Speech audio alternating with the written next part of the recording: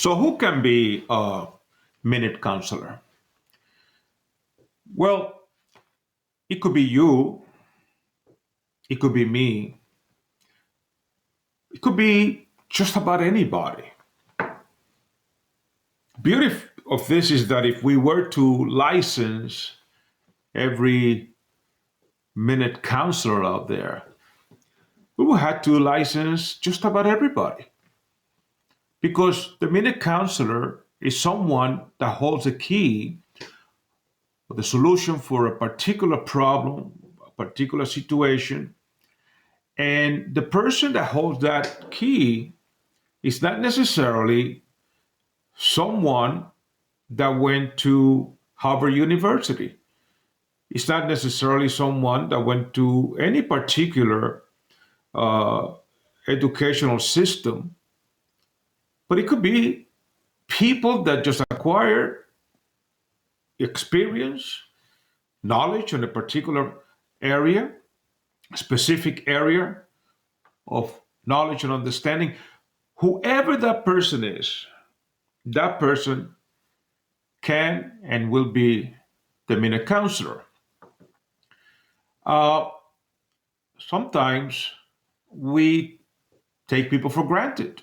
Sometimes we think that a person shouldn't be qualified to give us any particular advice or offer any type of solutions.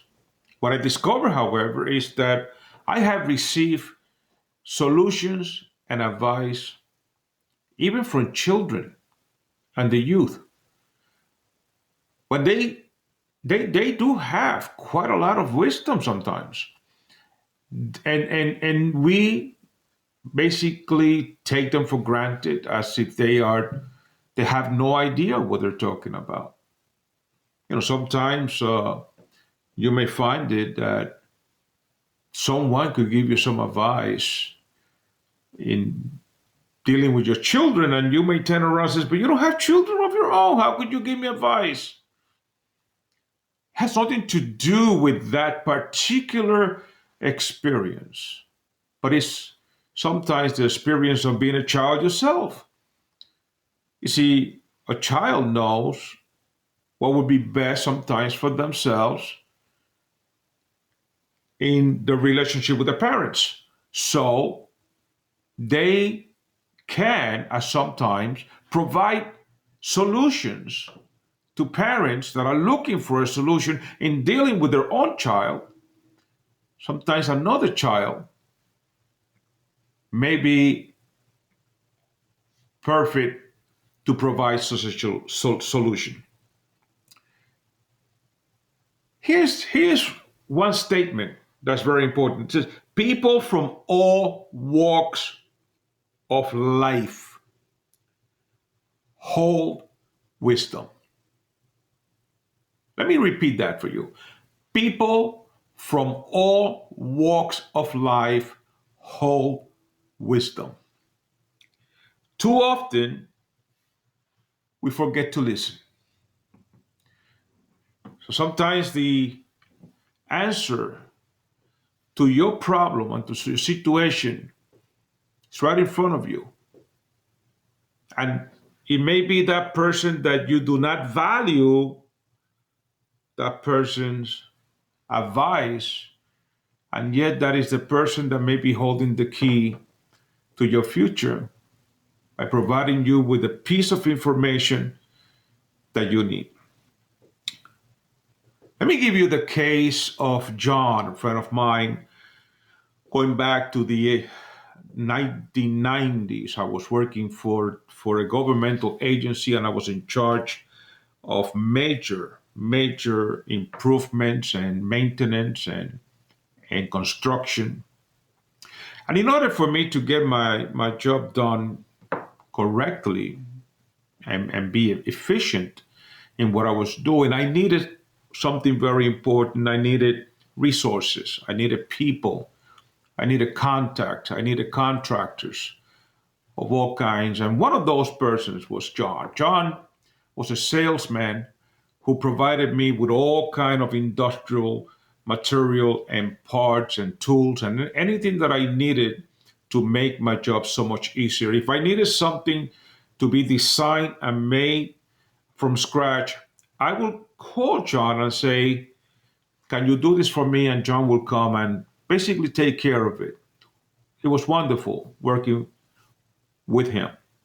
And one day, John, who had just gotten married and wanted to, uh, get a better finances in his life, decided to apply for a job, same type of work that he was doing, but he was going to work for a different company, and the other company was offering him quite a lot more money than what he was actually getting in his present company. So he is sharing with me how he's going through the interview, and he's basically saying to me, pray that everything goes well. And John is going through the process, and the interviewer, the officer of the new company, said there was one more step that we need, and that is we need to contact your company, the people that you're working for now, to make sure that you are a good worker and a good fit for our company. And John had no problem. John said no problem, and he gave him the information and the telephone number of his boss, owner of the company that he was working for, because he was trusting that people will understand that he was, in fact, a great worker. And then when he went to the new company for a second part of the interview, the officer of that company says, we cannot hire you. And John asked why, of course, and the answer was simple. Your old company, or the company that you're working for right now, has given us a very derogatory uh, report on you, saying that you are probably the worst worker that have ever worked for them. That wasn't the truth, and John was really hurt by what he was hearing. So he goes back to his boss and says, why did you do that? And the boss says this. He says, who do you think you are? You are going to leave me and you're going to go to my competition and you're going to take my customers and you are going to take our trade secrets to another company, and you think I'm going to allow you to do that? Well, absolutely not. You are not going to go to that company because I just gave a real bad report on you. And guess what? Not only that you are not going to work for that company, but you're not going to work for me either, because I am right now firing you. So get out.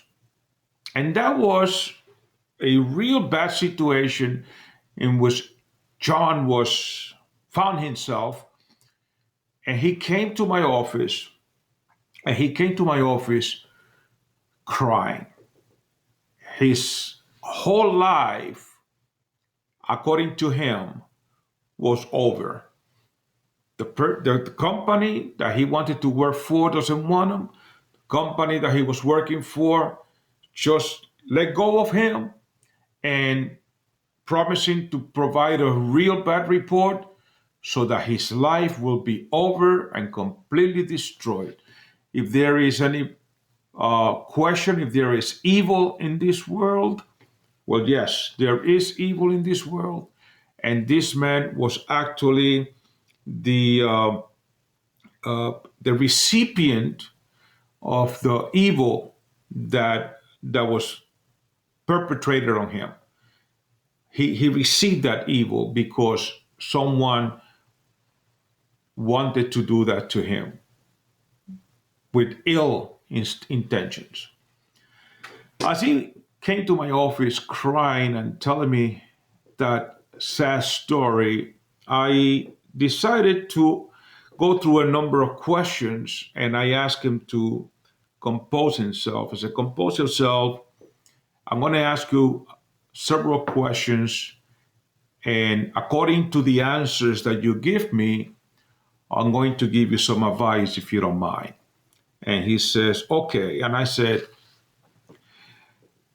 how many customers did you bring to your company? And he looked at me and he says, all of them. All of my customers are customers that I went out and I, as a salesman, I went and I got them brand new to my company and they are my customers. And I said, so all of the customers right now under your account are customers that are yours that you actually brought to the company. Yes, he said. I said, okay. Um, Whenever the company need resources, in other words, you're selling using the company's name, but the company is a name and they have to get material from other manufacturers. Is that correct? And he said, yes. Do you know who those manufacturers are? Yes, yes. I have all their numbers. I have all the contacts. I'm the one that make all the phone calls, and I am the buyer. I said, okay, so you're the buyer. These are the customers. They're yours, and if someone went now looking for the company face, in other words, who is the face of the company right now? Who do you think people are going to say is the face of your company? He says, I am. I am the face of the company. And I said, that is so interesting. So you are the buyer, you brought the customers in, you are the face of the company, and they just fired you. Okay? So I'm going to give you this advice, and not only that, I'm going to guide you in what to do next. I'm going to advise you to go right now and make your own company. Get a name, put a name to it, get your own company, and start doing what you do, but start doing it for yourself. He says, I don't know how to do that. They have a certification. They have a certified vendor's number specifically to do business with the government. I don't have that. How do I get that? And that's when I said to John, I could get you that. Get your company ready, and I'm going to give you your first order. When I give you your first order, they will automatically, the agency that I work for, will automatically provide you with a certified vendor's number that you can use on any governmental agency in the city of New York. He says, no. He said, that easy? And I said, that easy. And he went, and this is the important part about people listening and you providing minute counseling to someone and advice to someone. But it's good for the person that is receiving the advice to be somebody that has the wisdom to receive it and act on it. And my friend John acted on that. He went and he put the company together. It's not difficult to put it together. He did it in just several days. He brought me the paperwork, and I turned around and I decided to give him an order, specific order for him to do for me. He did it. I remember like now, it was a $750 order. And within 1 week, he had every part because they had to be made. The part had to be designed and they had to make it. It wasn't something out there that you could say, let me get this off the shelf. So he went and he got the material, he got the part, he got the people that were going to manufacture the parts for me. He brought me the parts, and then he said, he gives me the bill. Once I send the bill through my agency, they automatically pay them the bill and assign him a certified vendor's number. When he did that, he was now on Easy Street, because now he took every single customer that was his, that he brought it to the company that he was working for, and he took every single one of those customers and he made them the customers for his new company. He continued to provide the same service that he was providing before, but this time he was not sharing that commission. That commission belonged to him and only to him completely. In just a matter of 3 years, John had a warehouse in Long Island, New York, and he was the number one supply company for the government, for our governmental agency. And the other two companies, the one that fired him and the one that didn't want to hire him, actually went out of business. Both of them went out of business because nobody would call them for absolutely nothing. John's story was unique, was wonderful. It was just one moment. It was just he needed information and he needed guidance and he needed the key to his future. I was there at that time. I don't like ugly. I didn't like what was happening to him. I knew I was in the position to help him, and so I did. Many years later, several decades later, I decided to call John to see how he was doing, and his secretary or the receptionist of his company actually answered. I told him I was a friend, an old friend, just tell him what I am. She says, John doesn't work with us here anymore. John retired, and he retired to the state of Florida. Company is run by other people, but he's no longer with us. John was able to turn that information into a company from which he retired from. And by the way, it became a multi-million dollar company because he became the number one supplier at that moment. Let me tell you, it is incredible what one piece of information, just one moment in which you actually take the time to advise somebody, if you have the knowledge and the understanding to do so, do it. My gratification, I am happy, super, super happy that I was able to help John. And I also am very happy that many people decided to help me at particular times. When I was just a teenager, and I was 16 years old, about 16 years old, I was working already, and I was running at the age of 16. I was running two candy stores in Brooklyn, New York, and I was getting all the supplies and everything, and I was making sure, taking care of all the sales, and I was doing all the finances for these two particular candy stores at the time. And a Jewish man came over, his beard down to his chest, and he walked to me and he said to me these words. I cannot forget that he said them to me. Was probably the most enlightening words that I could receive. It just happened in less than a minute. He just looked at my eyes and he says, "Young man, you could do this for yourself. You could make this money for yourself. Just remember that you don't have to work for anybody. You could do it for yourself." And then he walked away. And those words stood in my head and in my heart my whole entire life. Till this day, I know how important it is to just go out there and use the resources that are inside of you and turn it into a business, turn it into money, into economics for you, for yourself. But you may have to ask some questions. You may need to have you will need to have your ears opened because there is wisdom everywhere.